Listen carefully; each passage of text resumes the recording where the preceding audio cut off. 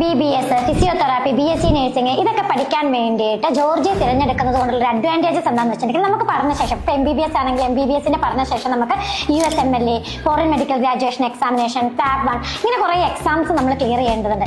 ഇനിയിപ്പോൾ BSc nursing ആണെങ്കിൽ തന്നെ പഠിച്ചു കഴിഞ്ഞ് ജർമ്മനി അല്ലെങ്കിൽ UK, ഇറ്റലി പോലുള്ള കൺട്രീസിൽ പോയി വർക്ക് ചെയ്യണമെങ്കിലാണെങ്കിലും ഈ ക്യാമ്പസിൽ തന്നെ, അതായത് ജോർജിയ യൂണിവേഴ്സിറ്റിയിലെ ക്യാമ്പസിൽ തന്നെ നമുക്ക് ലാംഗ്വേജ് പഠനവും അതുപോലെ തന്നെ പ്ലേസ്മെന്റും അതുപോലെ തന്നെ കോമ്പറ്റേറ്റീവ് എക്സാംസിനുള്ള ഒരു അസിസ്റ്റൻസും ഒക്കെ ഇവിടുന്ന് തന്നെ കൊടുക്കുന്നുണ്ട്.